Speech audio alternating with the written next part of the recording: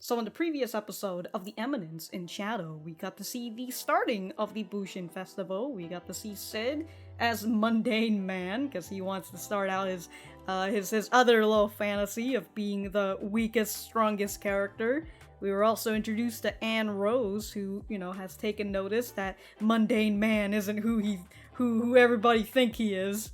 But just as the play is starting to get good, Rose disappeared because apparently she has stabbed her fiance, Perv Asshat.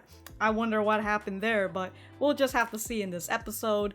But if by the end of the reaction or discussion you find that you've had a nice time, remember to leave the video a thumbs up and subscribe if you haven't. And if you didn't like the video, feel free to dislike it, it's like a little feedback to me to let me know that you don't like it, and then YouTube won't recommend you more of my videos. Anyways, let's get started. To the north of the royal capital. Okay.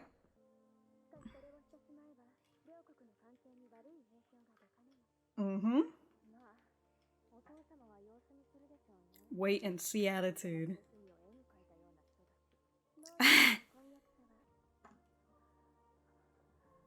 Oh, there's Rose with a sword in hand. Why does this look like the same place as the place that Alexia was at? When Sid dropped the frickin' nuke. Can't be. It's just another sewer that looks like it. Okay. Damn, it's a nice shirt that Alexia's got on.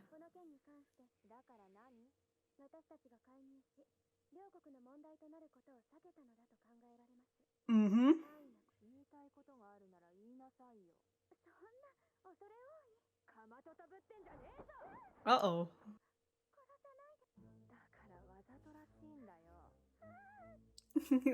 Boobas! Don't kill me. Your acting is... it's obviously your acting. I'll murder you.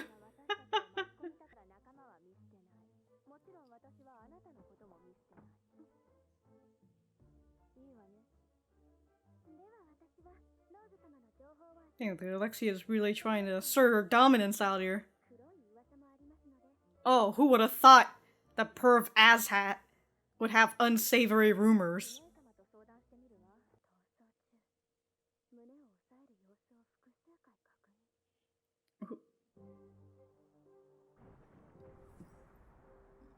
Oh, it's because of the whatever that thing is on her heart. Look at his fiance stabbing fugitive.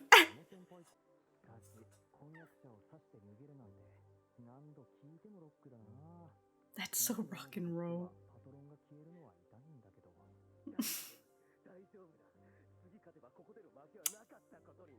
God, this boy just has a fucking gambling issue, dude.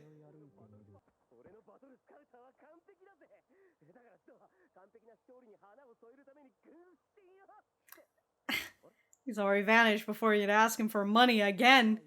This fucker. Who is that?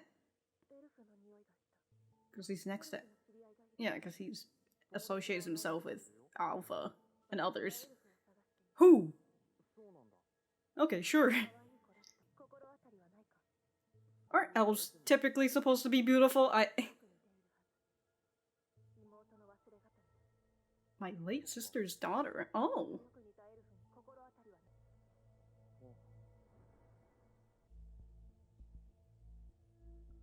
Yeah, I was... He says with a smile on his face.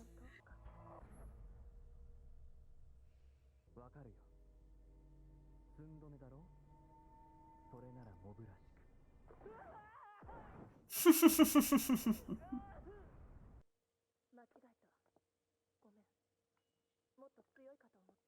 little cling. Oh my god, it's the I'm trying not to lose guy.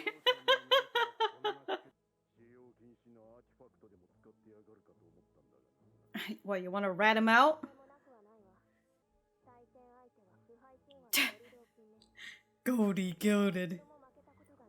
Really? I just have this Does he just pay his opponents off? I mean...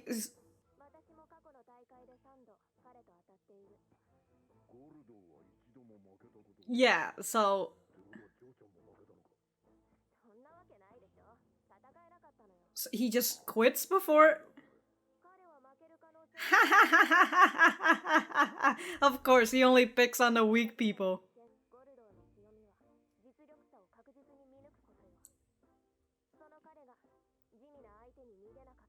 Well, obviously, something's wrong with his eyes. Mm-hmm.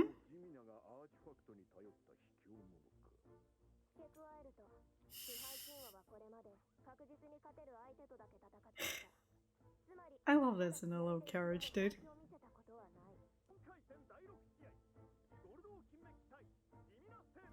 You know, I have so much doubt on Goaty Gilded, but I don't know, we'll have to see.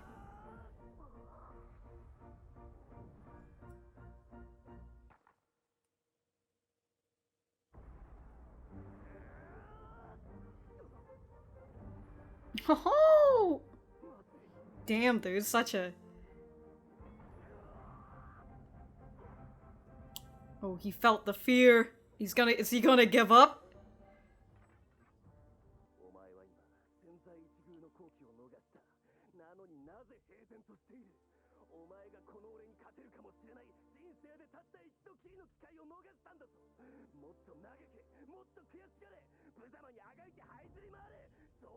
Man, you're talking too much, man. Talking too much.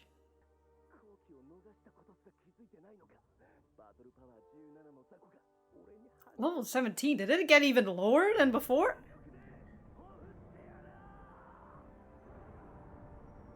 Holy shit!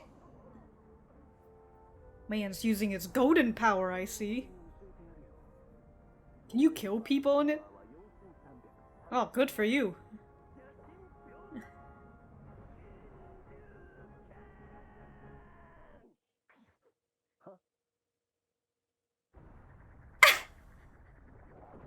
He just sneezed?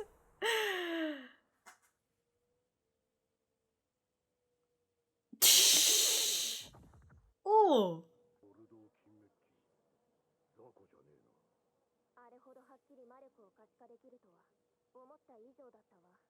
At least he kinda looked cool, huh? He would have been much stronger. Yeah. Well, he's too much of a coward to fight someone stronger than him. He sneezed.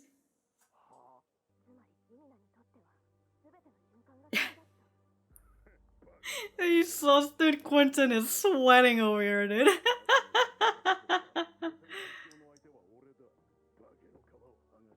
Alright, we'll see, Quentin. Ooh. Ooh. Alright, Annerose. Alright. Oh, oh!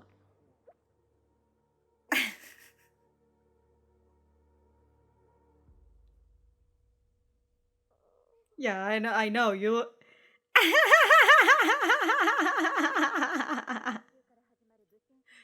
Oh no! We're actually fighting Lord Asshat. I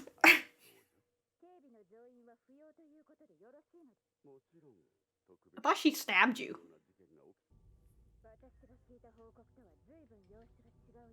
Mm-hmm.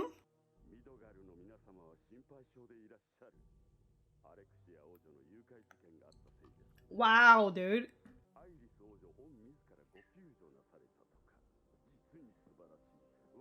Can you guys be a little less evil? Thank you.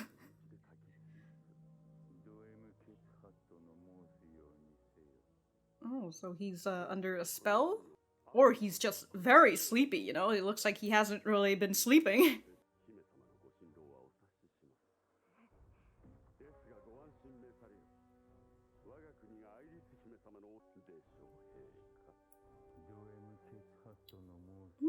Somebody please wipe the drool from his mouth. Take this man to bed. He needs some sleep. Holy shit, dude. Woo!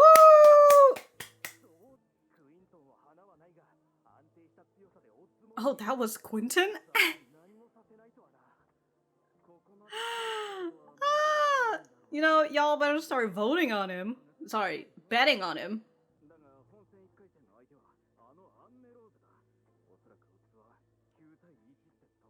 That means a good time to bet on that boy. Oh, bosom buddy. Oh my fucking god, bro.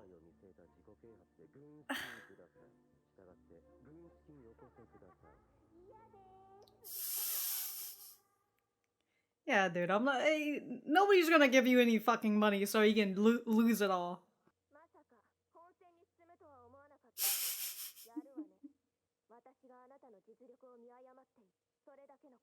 That's all? Warning for what?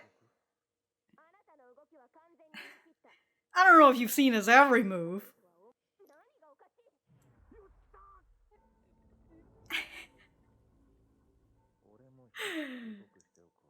Oh, give her a warning, huh?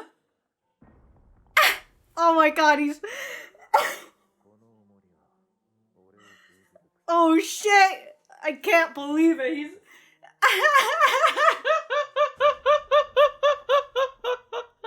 Dude, that could have crushed her feet.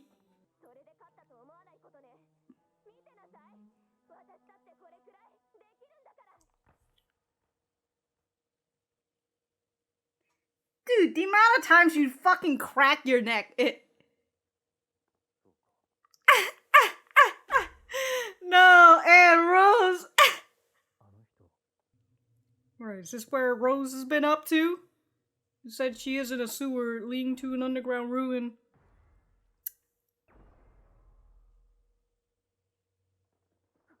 Oh. She fighting. But something in her chest is still going.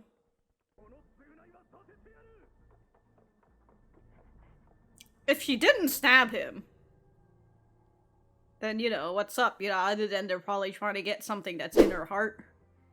Oh my god, it ended. I guess we'll continue with the whole Rose on the run, you know, in the next episode.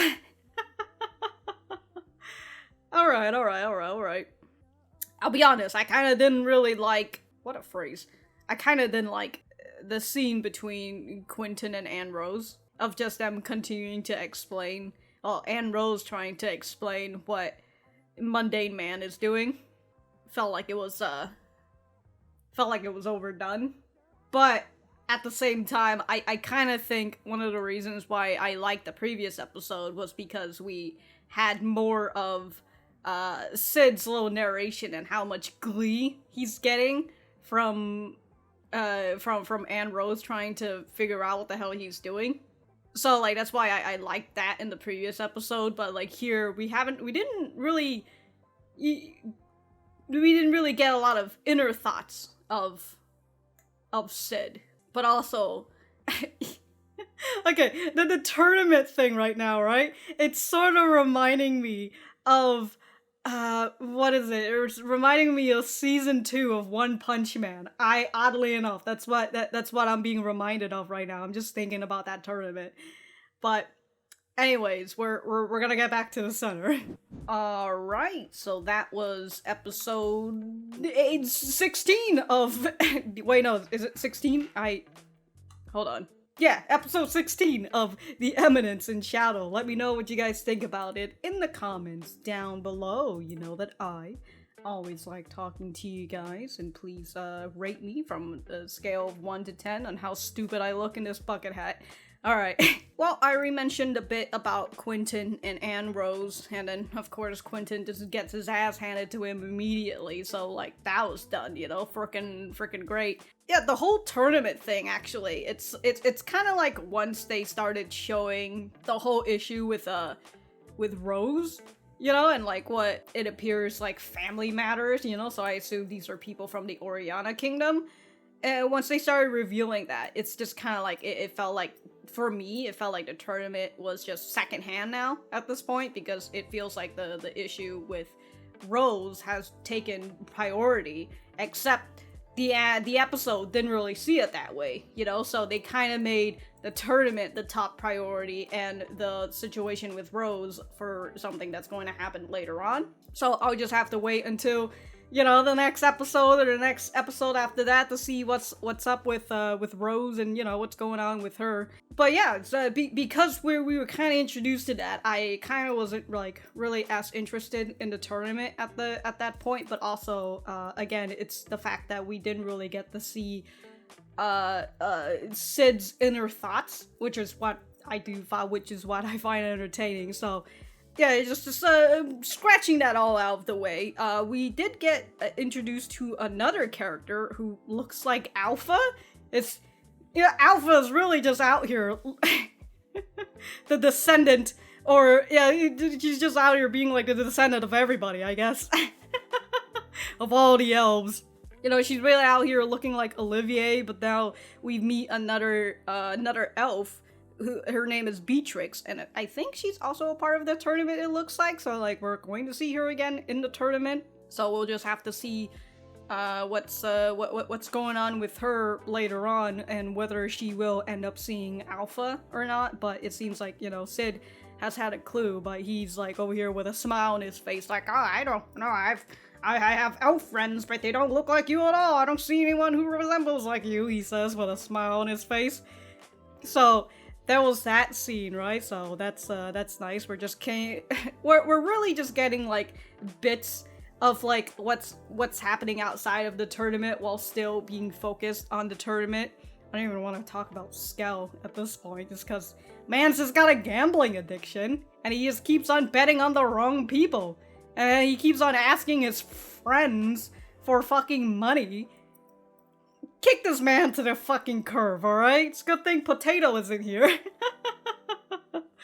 And then, of course, we got the introduction of Perv Asshat.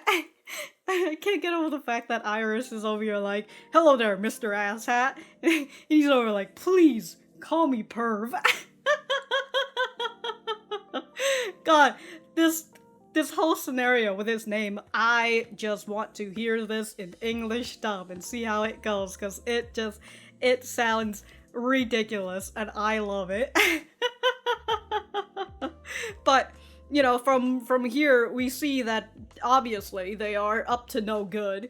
We see that His Majesty, whatever this man is, whoever, if he's like, he says we're settling this in family matters, and he's blonde as well, I think, so I assume he's related to Iris, since Iris is a princess and all that. I'm not exactly sure who this man is. I feel like if I look over the scene I might figure it out, but I've decided not to. Okay. With Mr. Perv Asshat, you know, again, he's up to no good, and it seems like he has this man under mind control. And also, you know, Iris is being suspicious because she's just like, whoa, I thought you were stabbed. I thought this was how the story was. Why the fuck are you just standing here all fine and dandy? And also, you know, from what we've learned in the beginning with Beta and Alexia, that the Oriana Kingdom wants to keep this as a just, you know, a regular family affair. So they're trying to, what is it? They're basically telling Midgard to like fuck off, you know, don't interfere into this whole thing. We're gonna find Rose on our own. And it also seems like Beta, while she was looking at the report, she sees that like while they were you know, spying on Rose and all that, since they're keeping an eye on her, it's like, oh, while she's running, she's keeping her hand to her chest, because it seems like that thing that's going on in Rose's chest is starting to get worse, because from what we saw in the last scene, she's out here fighting with her hand to her chest and her hand only on the sword. So I just assume that this is something that's going to awaken within her, whether it's like some sort of curse that's inside her heart, or, you know, she was a sick child, or she wasn't supposed to be alive this whole time, but then her family decided to get some demon shit and put in her heart so then she could be a healthy child or whatever, you know? We don't know what the scenario is yet for Rose.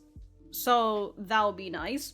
And I realize now that I've mentioned the frickin' season 2 of One Punch Man. The tournament really does feel like that because, you know, people are always underestimating Saitama and thinking that he's weak when he is the strongest person, which is also one of the reasons why I really like One Punch Man. So I suppose that was why in the previous episode it vibed so much with me, because it sort of had reminded me of One Punch Man, which I think is a very good series in terms of how to handle an overpowered character. But within that one scene with Goldie Gilded, yeah, and how he did that first swing and Mundane Man dodges it, and he gets this vision that he was going to get slashed because, you know, that is something that Sid would be able to do.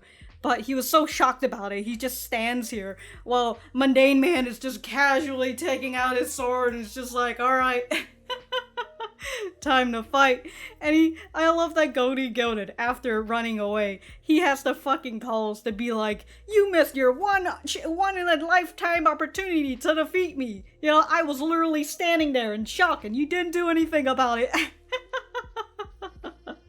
Oh man, and of course, he ends up getting hit, and I don't know, I kind of feel like I would have enjoyed that scene just a little bit better if we didn't have Quentin and Annerose fucking narrating over it, but, you know, I don't know, maybe it's just me, I don't know. But I feel like that's pretty much all I have to say, and if I have anything else to say, I will write it in the description down below. Thank you guys for sticking around, and I will see you guys in the next episode.